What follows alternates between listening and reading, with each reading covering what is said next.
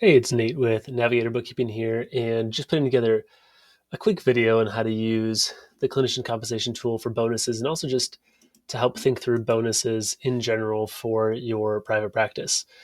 Um, in my mind, bonuses are a better option than a raise for most clinician compensation problems because when you give a therapist a raise, that raises their permanently. If you give a bonus, and specifically if you tie it to performance, it's much more going to be tied to when the practice is doing well, then the clinician also gets paid well, which is great for both parties. And it doesn't kind of saddle you just with a permanent bonus, which is always going to be high. The other piece that's hard with the raise is oftentimes practices, if they're working with insurance, their rates stay the same, right? They stay stagnant based on the insurance provider.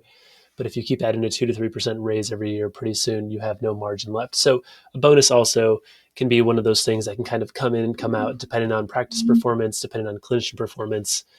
It can be a way to still pay your team really well, really generously, without necessarily really sinking the practice. So I'm just going to walk through how to use this, how to look at some bonuses, and if you're thinking about adding bonuses for your practice, this could be a helpful way to kind of start that process.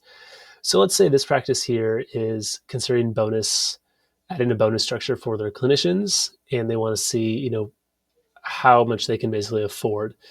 So I would say the first thing to think about with bonuses is you should tie it to some sort of metric. The easiest metric that could be tied to would be capacity, so the amount of sessions they've done or visits. You could also tie it to like churn rate. You could tie it to notes completed or notes not completed.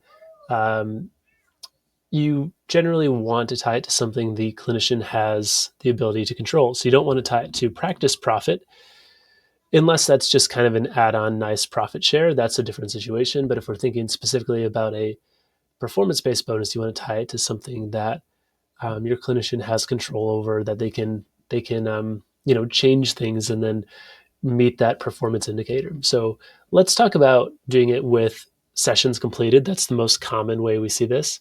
And let's say that this practice wants a bonus to kick in if the clinician hits, let's say, 80 sessions in a month. Okay.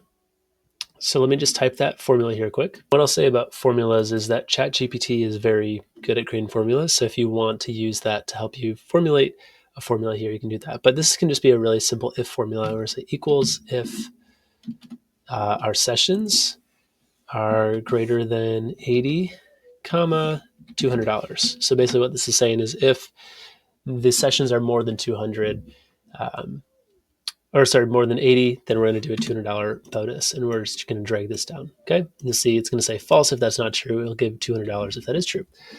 Now, what we can now do is we can do a little bit of a before and after to see how this changes the profit margin, right? So like clinician A here had a 28% profit margin. We added the bonus. It went down to 26. If we look at everybody else, like clinician L, 52%, 49%. So it's about a 2 to 3% profit margin difference. Now, these are pretty high profit margins for clinicians. It's just a 55% split.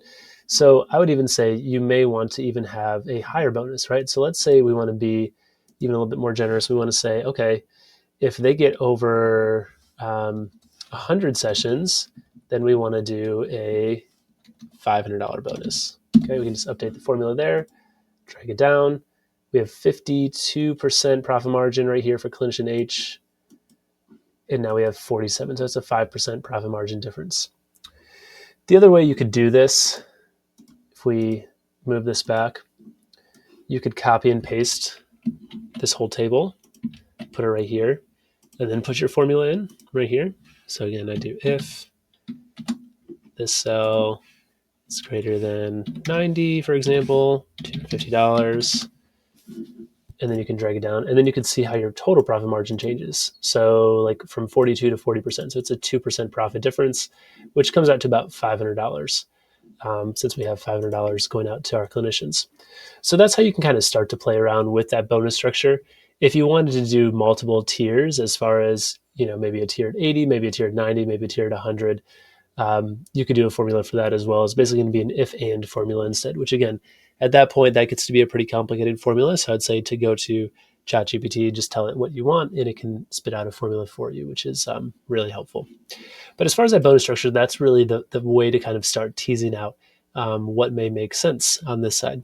Now, what you can also do is you could think, well, let's say that if our pay structures are too high. So like, let's, for example, say that everyone on our team is at a 60% revenue split. And let's just pull that down right here. And then let's just do a little comparison and saying, okay, if we did a 60% split compared to a 55% split with a bonus, you can kind of look at those two scenarios side by side, right? So you'd say, okay, let's make our formula. If they're over $80 sessions, they get $200.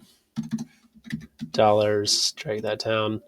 Now we can kind of compare those two pay structures side by side, right? So we can say, okay, if everyone's at a 60% split, we have $12,000 in profit. If everyone's at a 55% split with a $200 bonus, we're at $16,000. So it's about a $4,000 difference, which is pretty substantial. But now let's say that we have a couple more people with higher session numbers, and then we can kind of see how that compares. All right, so let's up some of our session numbers here, and we'll do it on both tables so that you can kind of see. Let's get a couple people more over 80. So you can kind of see how that bonus plays in if we have more people at a higher bonus rate. Let's just do everyone here, and then we can kind of see how that looks different.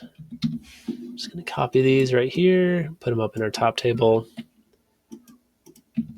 All right, and these are the same, right? 77,000 in revenue, 1,023 sessions. So now let's look how that difference plays out. So now everyone's getting the bonus, right? That's $2,200 extra. But look at our profit difference, 19,000, 22,000. It's still a almost $3,000 difference in profit when we go down to the lower pay structure, but then add a higher bonus. Now we can kind of figure out where the break-even point is. Let's say we want to add a higher bonus, $400 instead. If we do that, now let's look. All right, we're still about 4 percentage points higher.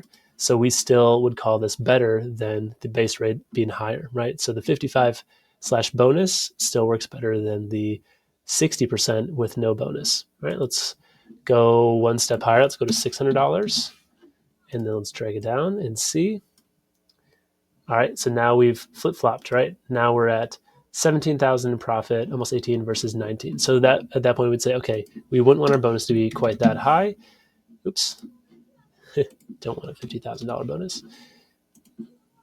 or a $5,000 bonus. So let's bring it to $500. All right, and now we're around the same point. So we would say 55% split plus a $500 bonus, if it's everyone, would be similar to a 60% split. So again, this is just how you can kind of use this tool to start looking at possibilities, start thinking about that bonus, and start looking at differences. Now again, if we have more people below the bonus structure, we have some part-timers, if we have less people, that's going to be a different comparison. So there's a lot of variables here that you want to look at. But I think really what you're going to see is that you can add a pretty substantial and nice bonus to your team and still come in at a better profit margin than if you had a higher base pay rate. So that's really the thing to be playing around with, is especially when you're thinking of a new hire, start the base pay low, but add in a nice generous bonus based on conditions that they can meet, and then kind of use this tool to kind of play around with that. So if you're thinking about a bonus structure for your practice, for your therapist, this is a great way to start thinking about it. If you want to add in, multiple bonus tiers, that's another thing to kind of problem solve and look at. But I would say, yeah, just copy and paste this table multiple times over, look at those different scenarios and kind of see how it all plays out. And that'll be your best first step to figure out how to start implementing a bonus.